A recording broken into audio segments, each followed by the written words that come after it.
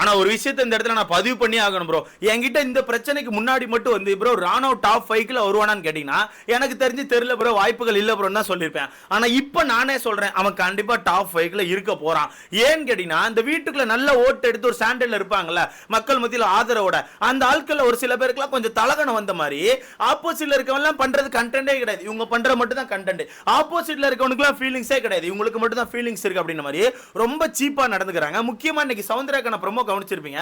அந்த ரெண்டாவது ப்ரோமோல சௌந்தர்யா பேசின விஷயங்கள் மொத்தமா சௌந்தர்யாக்கு மேல அந்த ரெஸ்பெக்ட் மொத்தமா குறைச்சி ராணுவுக்கு அப்படி ஒரு ரெஸ்பெக்ட் தூக்கி கொடுத்துட்டு இருக்கு. ஏன்னா ஒருத்தன் அடிபட்டு வந்திருக்கா, இது ராணுன்னு கிடையாதுங்க, யாரா இருந்தாலும் சரி இந்த வீட்டுல அடிபட்டு வந்திருக்கா, ரொம்ப கஷ்டப்பட்டு கெட்டு போட்டு ரொம்ப ரொம்ப ஃபீல் பண்ணி அங்க வந்து உட்கார்ந்துட்டு இருக்கான். ஏன்னா 3 வாரங்கள் எதுவுமே பண்ண முடியாதுன்னா அவனுக்கான லைஃபே அங்க ஸ்டக் ஆகி போய் நிக்குது, இந்த பிக் பாஸ்க்கான லைஃப் அவன் ஸ்டக் ஆகி போய் நிக்குது. சோ அவன் அதை நினைச்சு ஃபீல் பண்ணிட்டு இருக்கான். அப்படி இருக்க பனசன்ட்ட போயிட்டு நீங்க ஆறுதல் கூட சொல்ல வேண்டாம், சாரி கூட சொல்ல வேண்டாம், அவன் கிட்ட போயிட்டு நீங்க ஒரு சில வார்த்தைகள் சொல்லிங்க தெரியுமா, அது அவனை ரொம்ப பாதிச்சிருக்கும், அதனால தான் அவன் கோவப்பட்டிருப்பான். அவங்கள பத்தி நான் கடைசியா சொல்றேன். சோ இந்த இடத்துல என்னால உறுதியா சொல்ல முடியும், சௌந்தர்யா அவர்கள் அவங்க கையில வச்சிருந்த அந்த டாப் 5க்கான பதவியை தூக்கி இப்ப ராணுவ கையில கொடுத்துட்டாங்க. இப்ப ராணுவ எனக்கு தெரிஞ்சு டாப் 5ல கண்டிப்பா இருக்க போறான். சொல்ல முடியாது, அவன் ஸ்டேஜில் நிக்கிறதுக்கான வாய்ப்புகள் கூட அதிகமா இருக்கு. ஏன்னா மொத்த ஓட்டுகளும் மாறப்போகுது, சௌந்தர்யாக்கு இருக்க மொத்த சப்போர்ட் அப்படிங்க மாறப்போது, அவ்வளவு விஷயங்கள் பண்ணிருக்காங்க. நான் கடைசியில சொல்றேன், சின்னதா ஒரு உதவி ப்ரோ, மறக்காம இந்த வீடியோ லைக் பண்ணிட்டீங்க, அந்த வீடியோ ஒரு 10 பேருக்கு ஷேர் ஆகும், அப்படி லைக்கை தட்டி விட்டு சப்ஸ்கிரைப் பண்ணி ரொம்ப பெருமையா இருக்கும். அது மட்டும் இல்லாம இன்னைக்கு காலையில லைவ்ல கூட ஒரு சில விஷயங்கள் நோட் பண்ண முடிஞ்சு, ராணுவோட அப்பாவுக்கு எனக்கு ஆக்சுவலா பிறந்த நாள் போல, அதை நினைச்சா எனக்கு இன்னும் கொஞ்சம் ரொம்ப கஷ்டமா இருக்கு. ஏன்னா பாவம் அந்த மனுஷன் பிறந்த நாள நம்ம அவங்க பேர் என்ன ரஞ்சித் சொல்லி, ரஞ்சித் அவர்களுக்கு நம்ம ராணுவோட அப்பாவை தெரியும் போல, அவங்க 2 பேரும் சேர்ந்து கேமரா முன்னாடி ஃபர்ஸ்ட் விஸ்வஸ் கொடுத்துட்டு அங்க ரொம்ப நேரம் பேசிட்டு அதுக்கப்புறம் இங்க மொத்தமா வந்து கேப்டன் சொல்லி அந்த இடத்துல சொல்லி அப்புறம் லிவிங் ரூம்ல மொத்தமா எல்லாரும் சேர்ந்து அவங்க அப்பாக்கு விஷ் பண்ணின்னு சொல்லிட்டு உள்ள உட்கார்ந்து ஒரு சின்னதா ஒரு செலிப்ரேஷன் மாதிரிலாம் பண்ணிருக்காங்க. செலிப்ரேஷன் மீன் அந்த மாதிரி இல்லாம சின்னதா ஒரு விஷஸ் கொடுக்குற மாதிரி இப்பதான் அந்த மனுஷன் ஒரு ஸ்பீச் எல்லாம் கொடுத்து பேசிட்டு போயிருக்கான். ஸோ இப்படி நடந்துட்டு இருக்கும்போது சடனா ஈவினிங் அப்புறம் இந்த மாதிரி ஒரு அடிபடும் போது அவங்க வீட்டில் எவ்வளவு கஷ்டப்பட்டு இருப்பாங்க யோசிச்சு பாருங்க. அவங்க அப்பாவோட பிறந்தநாள் விஷஸ் அப்பதான் பையன் கொடுத்துருக்கான், கொடுத்து முடிச்சுட்டு ஈவினிங்குள்ள அந்த பையனுக்கு திருப்பி அடிபடுது. அப்படிங்கும்போது ரொம்ப ரொம்ப உடஞ்சிருவாங்கன்னு எனக்கு தோணுது ப்ரோ. எனக்கே பார்க்கும்போது கஷ்டமா இருக்கு. நம்மளே பல இடங்கள்ல ராணுவுக்கான கேமை போட்டு அடிச்சிருவோம், இல்லைன்னு சொல்லவே இல்லை.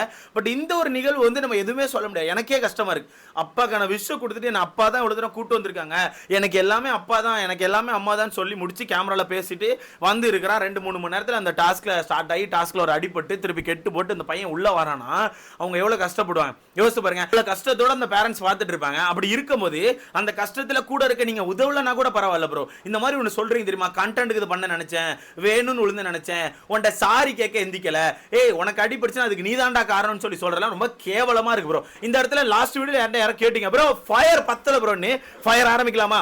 சிம்பிளா ஒண்ணுதான் ப்ரோ. இந்த இடத்துல ஜெஃப்ரி அவர்களுக்கு நடந்திருந்தா சௌந்தர்யா எப்படி ரியாக்ட் பண்ணிருப்பாங்க? இப்போ அந்த டீமன் டாஸ்க் தான் நான் திருப்பி எடுத்து பேச போறேன். இந்த டீமன் டாஸ்க்ல வீட்டுக்குள்ள தர்சிகா வந்து ஜெஃப்ரி 100 தோப்புக்காரன் போட வச்சு 100 தோப்புக்காரன் தாண்டும் போது அவனால முடியலன்னு சொல்லி அழுதுருப்பான்ல, அப்ப வீட்டுக்குள்ள போயிட்டு அவனால முடியலன்னு சொல்லி அவ்வளவு கஷ்டப்பட்டு ஃபீல் பண்ண சௌந்தர்யா இன்னைக்கு ஒருத்தனுக்கு அடிப்பட்டு அவன் கெட்டு போட்டு வந்த பிறகு கூட அவன் கண்டென்ட்க்கு தான் பண்ணிருக்கான். அவனுக்கு அடிபட்டுச்சுன்னா அவன் தான் அதுக்கு பொறுப்புன்னு சொல்லி எதுக்கு சொல்றீங்க? அப்ப அன்னைக்கு ஜெஃப்ரிட்ட சொல்ல வேண்டியதானே, நீ தோப்புக்காரனை போட்டு உனக்கு கால் வலிச்சுச்சுன்னா நீ தான்டா பொறுப்பு, நீ தான் போட்டுருக்கமா, போட மாட்டேன் சொல்லிட்டு ஜெஃப்ரிட்ட சொல்லிக்கலாம்ல.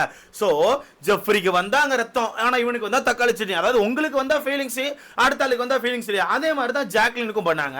இந்த ஸ்கூல் டாஸ்க் அப்ப ஜாக்லின் முதுகொலிக்குது என்னால முடியலன்னு சொல்லி பயங்கரமா ஃபீல் பண்ணி எழுதிருப்பாங்க. அந்த ஃபீலிங்ஸை நான் ரெஸ்பெக்ட் பண்றேன், ஏன்னா அது அவங்க பர்சனல் விஷயம், ஓகே, அதுக்குள்ள நான் வர மாட்டேன். ஆனா அந்த விஷயத்தை பிடிச்சிட்டு சௌந்தர்யா அழுதுருப்பாங்க, கவனிச்சிங்களா? சௌந்தர்யா அவர்கள் நான் என்னாலதான் நீ கஷ்டப்பட்ட, நான் சாரி என்ன மன்னிச்சுன்னு சொல்லிட்டு ஏங்க எழுதிருப்பாங்களா? அப்ப அது என்னங்க? அப்ப அதெல்லாம் என்னங்க எனக்கு புரியலங்க. அப்ப அதெல்லாம் இவங்களுக்கு வந்தா ஃபீலிங்ஸ் ப்ரோ, இப்ப இவனுக்கு வந்தா தக்காளி சரி. எனக்கு எல்லா வார்த்தையும் கூட விட்டுரும் ப்ரோ. நீ வந்து கண்டென்ட்க்கு பண்ண நினைச்சேன், நீ வந்து வேணும்னு விழுந்த நினைச்சேன், நீ எல்லாமே வேணும்னு பண்ற, நான் உன்ட சாரி கேட்க எந்திக்கல, எல்லாம் விட்டுரும். கடைசியில் ஒன்று சொன்னாங்க தெரியுமா, உனக்கு அடிபடிச்சுன்னா அதுக்கு நீ தாண்டா பொறுப்பு, நான் சொல்லதான் எந்திச்சேன்னு சொல்லி. இது ரொம்ப கேவலமா இருக்குங்க.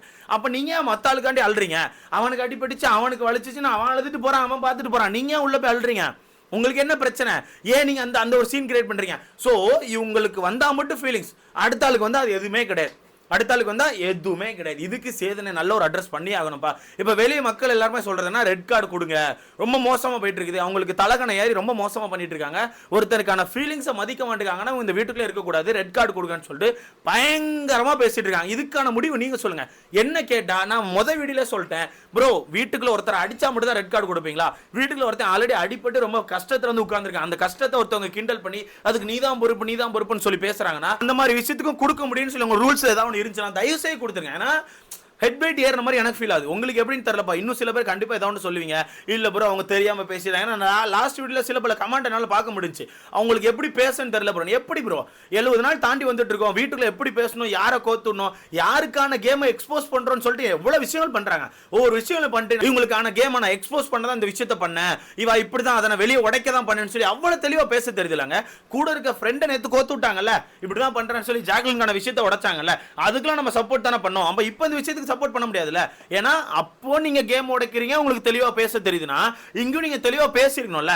அவனால 3 வாரங்கள் எந்திக்க முடியாதாங்க. அவனால 3 வாரங்கள் எந்த ஒரு டாஸ்க் பெருசா பண்ண முடியாதுன்னு சொல்லியிருக்காங்கன்னா அவன் எவ்வளவு கஷ்டத்துல இருப்பான். டிக்கெட் ஃபினாலே வரப்போகுதுங்க, ஃபேமிலி டாஸ்க் வரப்போகுது, அடுத்த வாரம் ஃபேமிலி டாஸ்க், ஃபேமிலில இருந்து அவங்க வருவாங்க உள்ள, அவங்க எவ்வளவு கஷ்டப்படுவாங்க.